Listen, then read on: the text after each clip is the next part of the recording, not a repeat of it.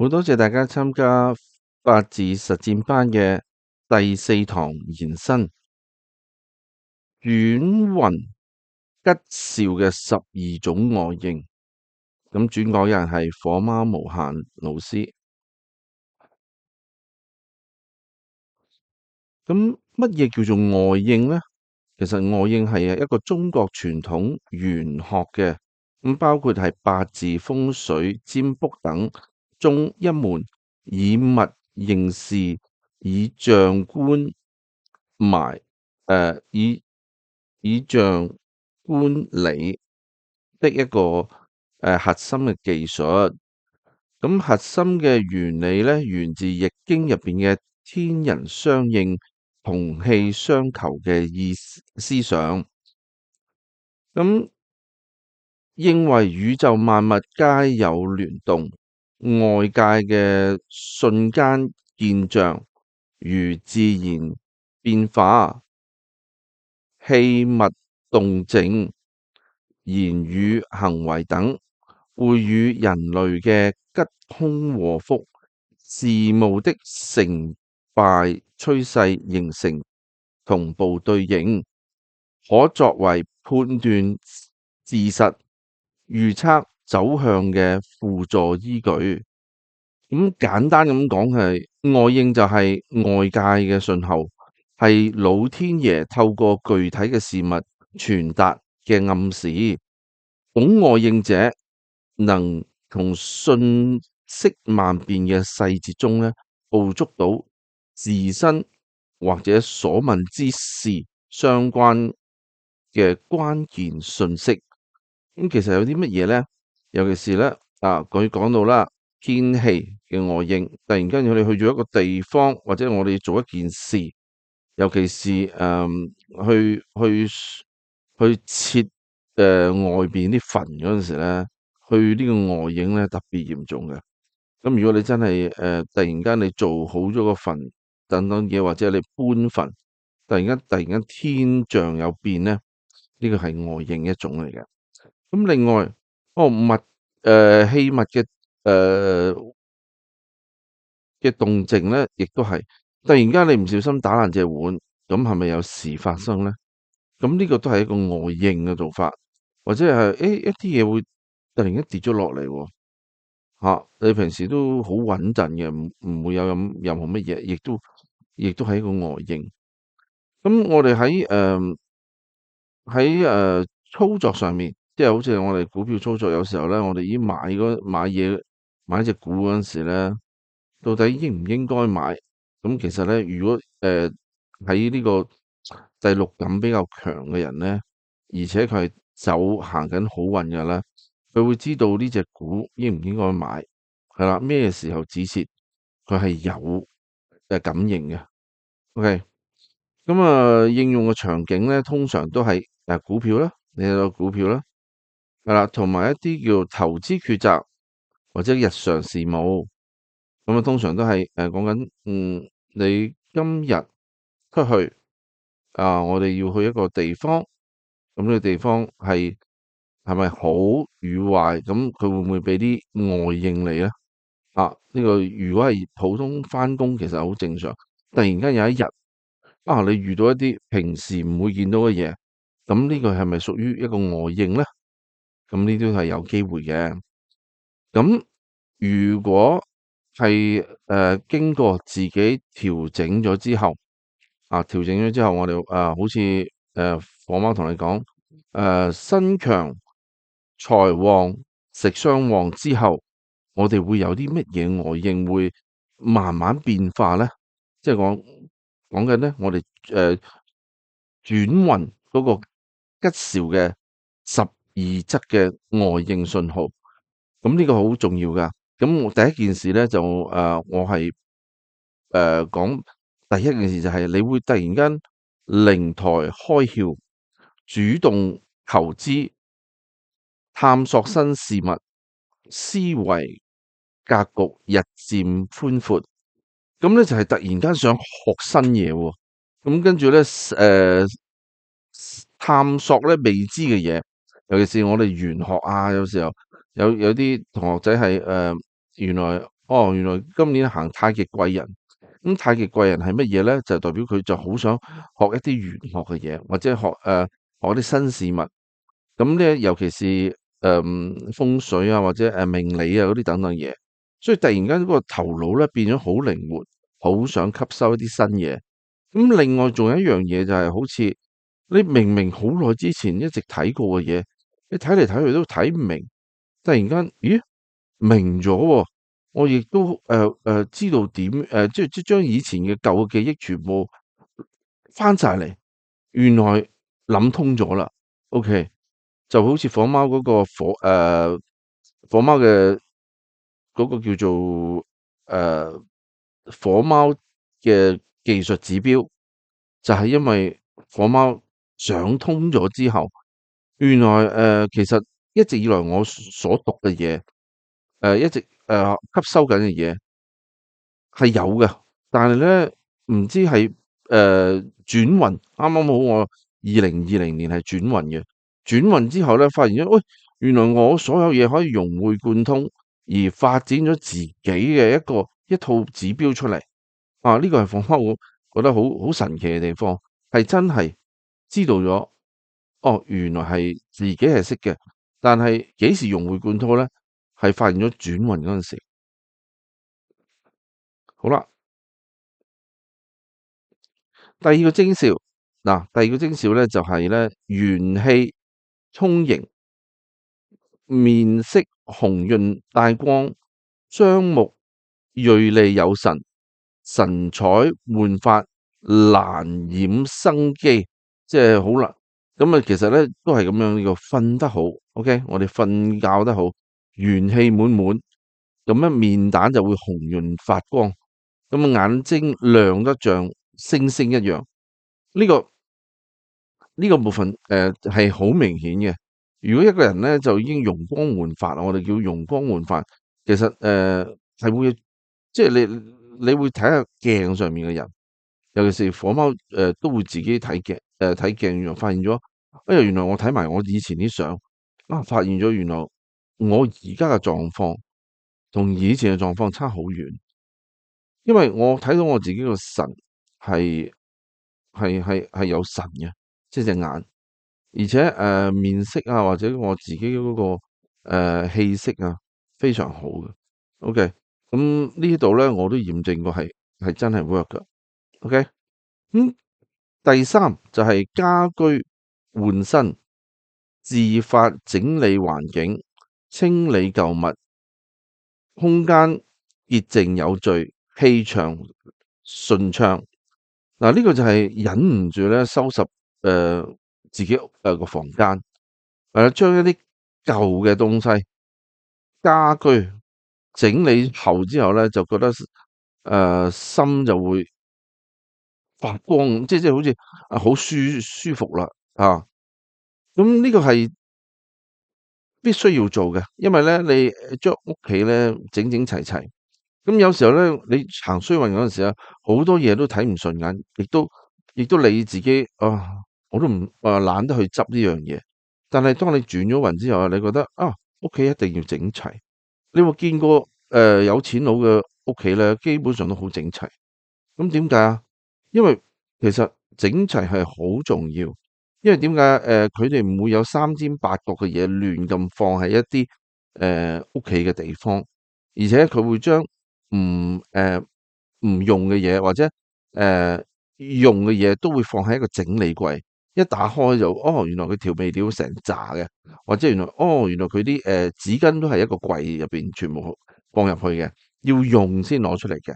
OK，或者啲書本用個書架整齊整齊嘅，同埋呢個畫面入邊咧，我見到咧佢都用咗一啲整理架咁整理咗出嚟，非常好啦。咁我哋睇到整理咗出嚟，咦好完整喎，咁樣我哋感覺睇落去好整齊咁 OK。好啦，尤其是台上面嗰啲咧啲嘢咧，我哋都好完整啦。嗱，你睇下佢將啲嘢全部擺好晒。咁呢個係本身自己嗰個運轉咗之後咧，你會好願意去整理房間嘅。OK，呢個亦都係火貓自己感應到係呢樣嘢令到我咧，我喺呢幾年咧，將一啲屋企嘅嘢咧，舊嘅嘢或者唔啱嘅嘢咧，我將佢全部搬走晒，OK，而且買啲新即係買新嘅家私，去令到自己屋企咧嗰個感覺咧，即係一門感覺好舒服嚇，呢個。好啦，第四轉運第四會感覺咧就會儀容得體嚇，注重咗個人嘅形象同修養，由內而外散發出一種得體嘅氣質。OK，咁啊開始咧在意咧穿搭嘅儀容。OK，把自己咧收拾得乾乾淨淨、得得體體。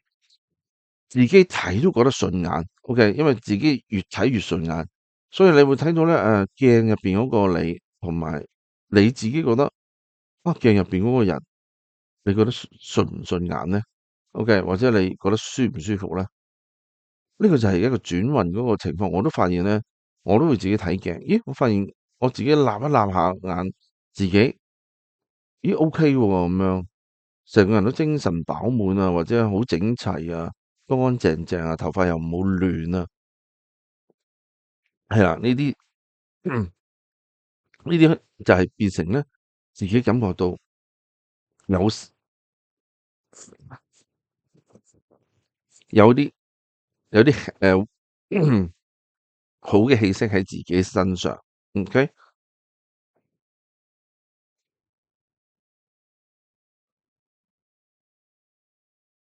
第五咧，我哋就會心境豁達咗，不執着瑣事啊，即係瑣碎事啦，不計較得失，內心平和安靜。咁好似遇到一啲小事嘅時候咧，就唔會轉牛角尖，計較少咗，心裏面就輕鬆超多啦。咁嘅意思就係話，其實有時候咧，當一個人行緊衰運嗰陣時咧，樣樣嘢都好執着嘅。點執着法啊？哎呀，咁我到底買嘢要買邊一隻好咧？同樣嘅嘢，你會諗嚟諗去。OK，跟住咧就另外一樣嘢就係，原來我去去去買旗啦，類似買旗。跟住我話我要特登去睇，呢個人買旗，到底呢個機構得唔得㗎？咁我要特登要睇下呢個機構得唔得，我先至去做善事。咁其實呢啲真係太執着啦，因為對方賣旗嘅人都係攞個善心出嚟。咁你買唔買係唔重要嘅，但係你走行衰運係特別去執着呢個。原來呢個乜乜乜乜會啊，我唔係咁中意嘅，我唔買咁樣。咁其實做善事咧，無需要去太斤斤計較，因為點解咧？你幫到乜乜機構、乜乜機構都唔重要，但係你有個善心出嚟，其實天已經知道咗，你自己可以做到功德噶啦。OK。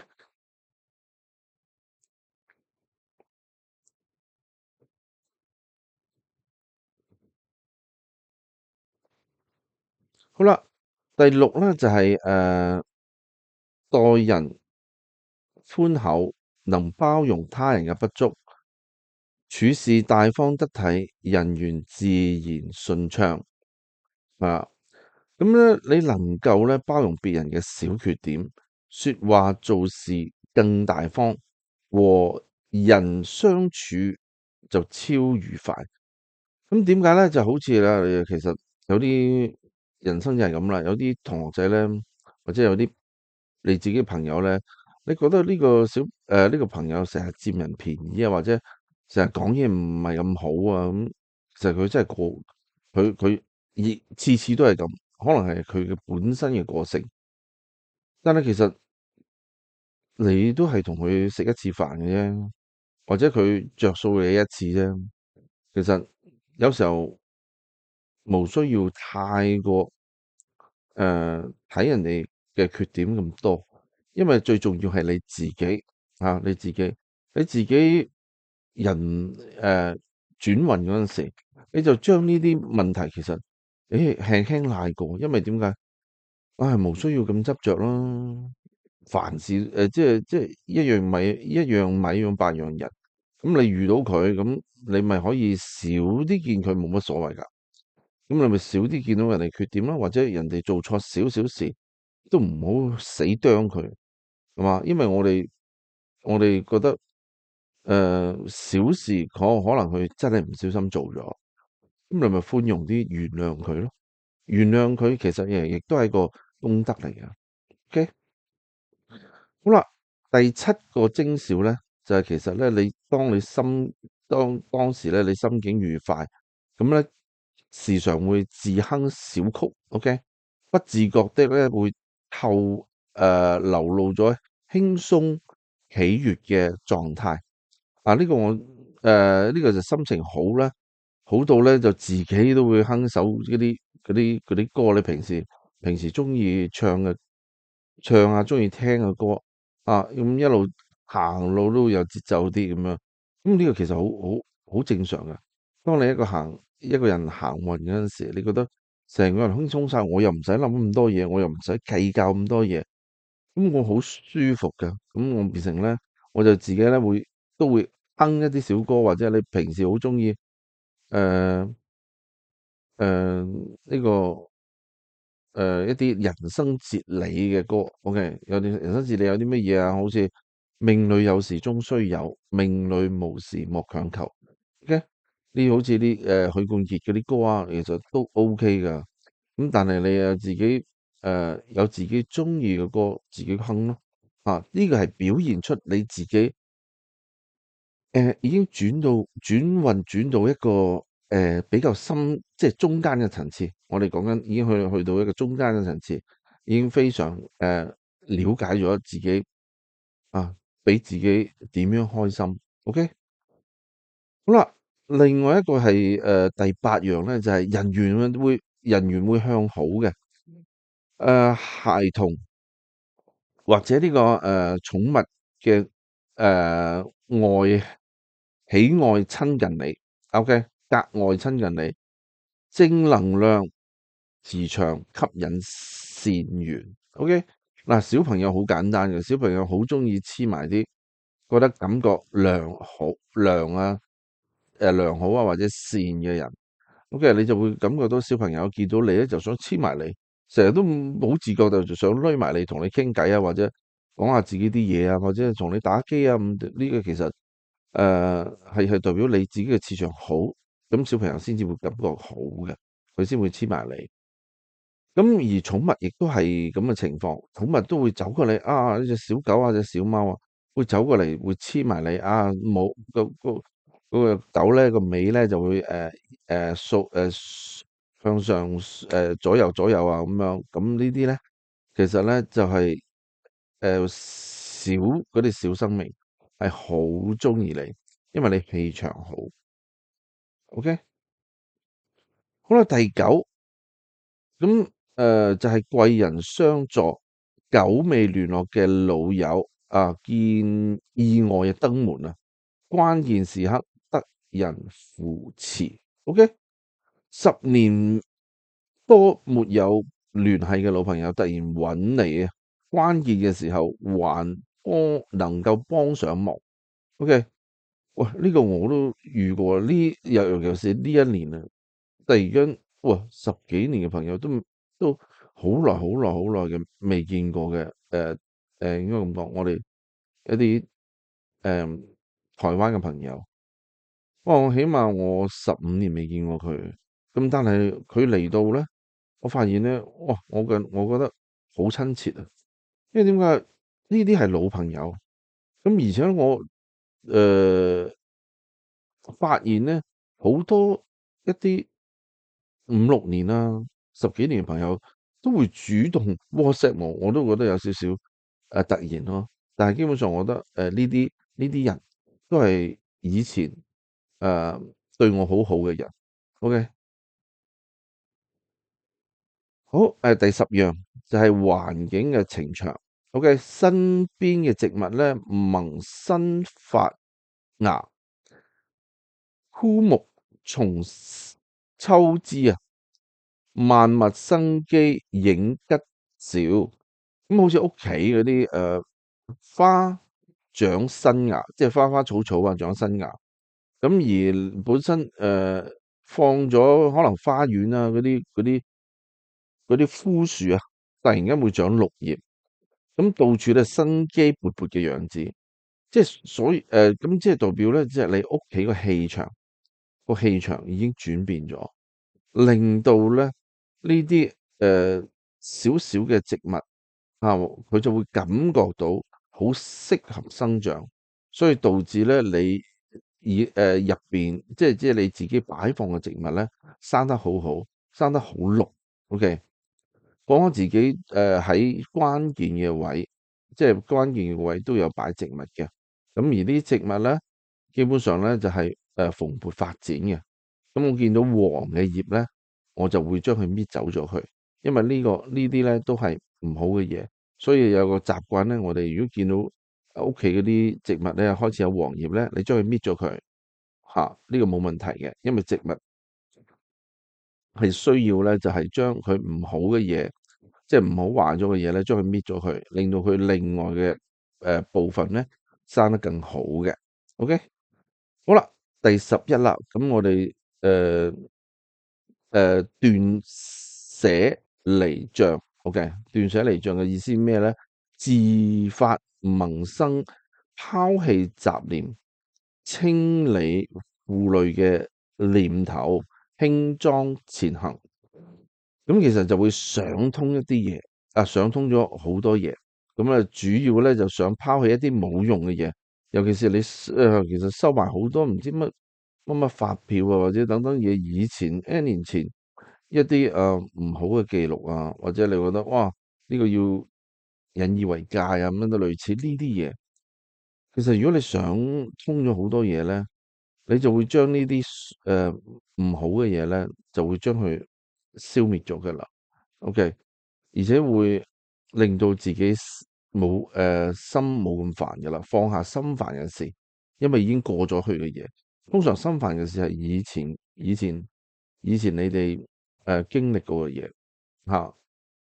咁轉咗運咧，通常都會有個反應就係其實我要將腦部一啲以前嘅舊嘅唔好記憶咧，將佢清理，令到自己可以重新出發。好啦，第12個亦都係一個完整嘅最終嘅外應，咁就係身心康泰，舊患漸愈，不適消散，身體經絡通暢，健康為福運嘅基本。咁好似以前嗰啲少少嘅毛病，咁慢慢會好返。OK。因為你本身個成個人嘅運已經轉晒運啦，轉晒運會點啊？咁你身體就會暢通啦。咁病退一啲小毛病啊，可能你之前一啲誒可能咩邊度周身痛啊咁等等嘢，你會身體就會變咗好舒服噶啦。即係因為你已經成個人都好輕鬆，亦都唔好亦都冇諗咁多心煩嘅事，咁你個人就會身體個經絡就會暢通啦。咁你會覺得你做乜嘢都會好有勁我真係好想做乜嘢，咁個人咧就已經代表住成個人都開始轉運成功啦。OK。咁呢個部分開始轉運成功是喺一個階段，唔係話一兩日可以處理嘅。因為一個念頭咧，由開始到完成，其實我想同你講，由開始到完成要3年左右嘅。因為我所知道嗱，我哋轉運咧，講返由2020年開始轉運，咁轉運係慢慢去轉，咁轉到去幾時先至已經完成咧？我啱發現係2024年2024年係一個最大嘅令到我感覺到我自己真係轉咗運啦。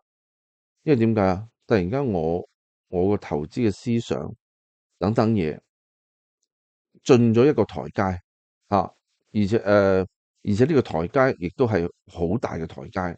OK，好啦，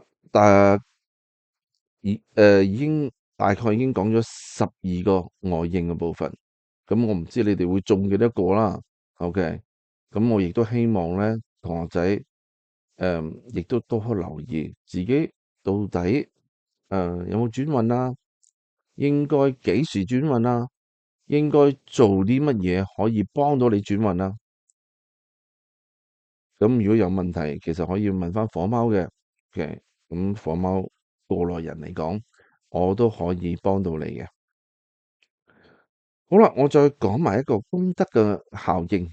OK，嗱，好多人都話啊，點解我一直都賺咁少錢嘅？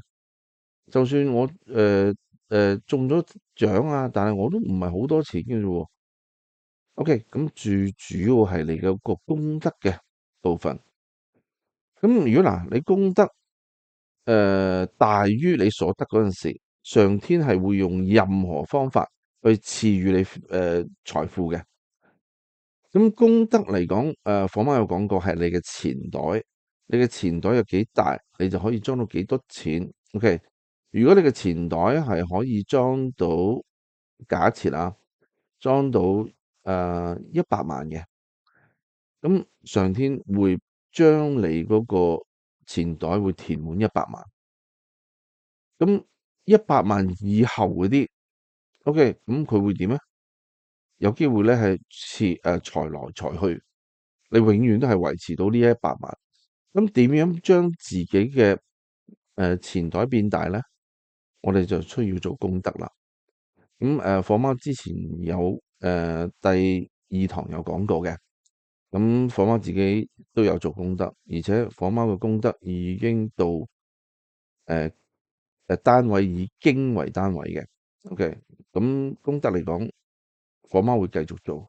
OK，咁另外功德少嘅人啊，如果突然間我又功德細，佢本身應該人生得100萬嘅，咁突然間佢贏咗個六合彩，變咗俾800萬佢喎，咁呢個狀況會點咧？因為除非佢喺呢個贏咗呢個800萬嘅六合彩，佢再捐出去部分嘅話，如果唔係咧，佢個錢袋只可以容納100萬。咁而呢100萬咧，咁可能佢就會喺揮霍㗎啦。咁揮霍完之後，咁可能做好多可能佢中意去賭博啊，變成賭博嘅習慣。咁咧，佢就會喺賭博入邊損失咗佢其他嘅金錢，或者佢突然間買乜嘢啊，買乜嘢，或者做咗一啲唔好啊，走去吸毒啊，呢啲都係一個令到佢損失嘅狀況嚇。所以功德少於所擁有嘅時候咧，上天會用任何嘅方法去讓你損失財富。所以呢個係一個功德嘅效應。所以讓大同學仔要知道，我哋日日做功德，係啊，會令到你可以承載更多財富。呢個係定律嚟嘅。OK，好啦，多謝大家聆聽。本課程咧為命理學嘅愛好者之學術交流，僅供參考。命運掌握喺自己手中，努力、善良、誠信才是根本致富之道。咁我都再講一次啦。我最中意嘅就係推薦咧，就係李嘉誠自傳。咁有人問李嘉誠：你一生係咪咁好運啊？咁樣咁啊，李嘉誠就話：冇人一生咁好運嘅。風水師咧提醒我咧，唔好運，即係佢提醒咗唔好運嘅年份。咁我就會低調少見人，專心讀書，學習。好運嘅時候咧就乘勢而上，唔好運嘅時就投資做事易損失，唯有學習一定有得着，永遠都係贏嘅。咁我係永遠係贏嘅人，識得何時贏，唔好運嘅時候靠學習儲力，一樣贏知識、贏進步。咁今日就到此為止啦。福生無量天尊，多謝各位。